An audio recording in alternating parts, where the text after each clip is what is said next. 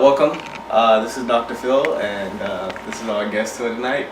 But that was a sad joke, guys. Don't lie. Yeah. That was a really bad joke. Yeah, that was a really bad joke. I was like, that's a crazy name. Yeah, I know, right? For a second, I thought maybe this was actually called Dr. Phil. I totally forgot what we just talked about. But yeah, I'm interviewing Beat Connection, and they're performing in Toronto at the Drake Underground Hotel.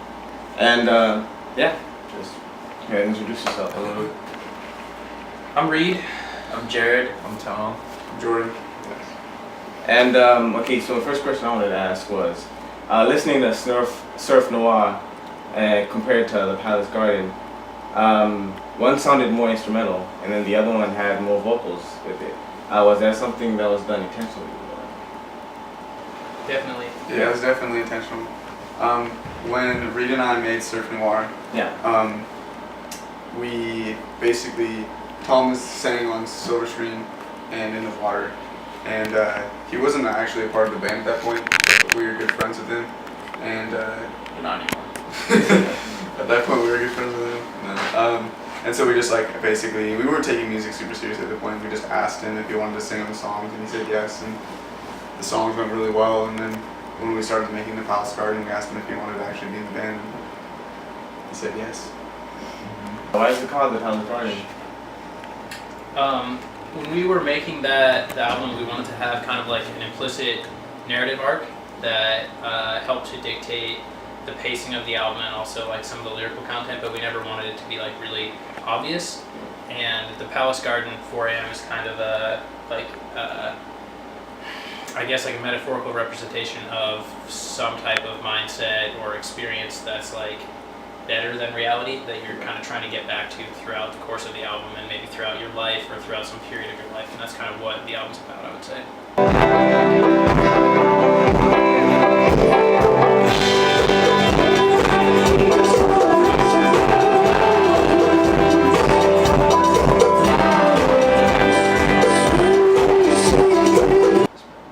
And definitely for like the next album, is are you guys gonna focus more on the narrative or back to the instrumental? If you guys know that. I mean, I don't know yet, Yeah. but I think that it'll probably be So we've talked about it a little bit and throwing some ideas out. I think we're thinking about possibly just getting a little bit weirder.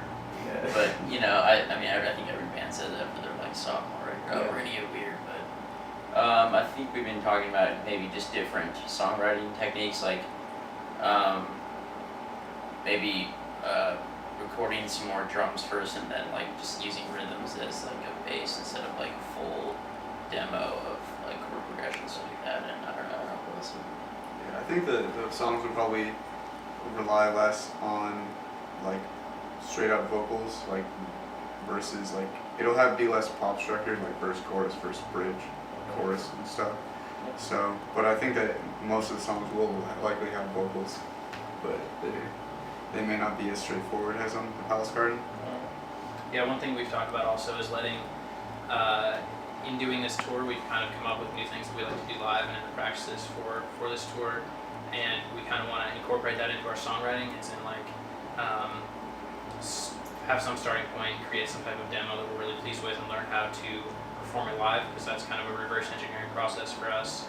Historically, it might be different in the future, but do that and then incorporate the things we figure out we like to do live back into the actual song that ends up on the record and stuff like that. More experimental, compositional ideas, I guess. Yeah. And when you're live performing, do you guys get ideas of like what to do next for a different song or something?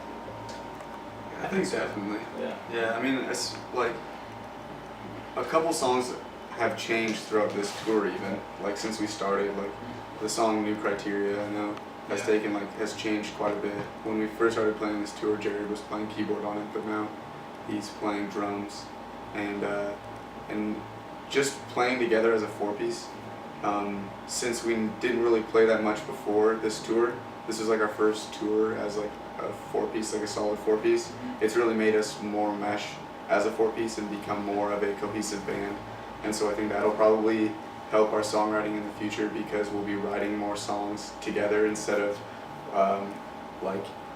before we actually like it used to basically be like we would write a demo or something like that, and then we would have people play the parts. But hopefully this time we'll write like come with smaller pieces instead of larger pieces, and work with together to create the larger piece. Right. And then on a serious topic, I was definitely checking out this morning. Why isn't Lotus Blossom longer? That was I was listening to that. I was like, oh, it's only a minute. Like I wanted more. Yeah. I don't know. I guess It's only a minute. it's under 2. I think it's Yeah. like a minute and 50 seconds or something like that. I don't know. It's just like it leaves you wanting more. I think it's Yeah. kind of something. Definitely. And Yeah. it's like I don't know. You just listen to it on repeat, I guess. if it's actually if you like it that much, go Yeah. to town. That's cool. I I'm think glad you it's- like that one. I think it's also just like it's kind of commentary on how maybe short a feeling like that actually lasts in your life, and so you have this amazing feeling and you want it to last longer, but in reality it isn't that long. Mm-hmm.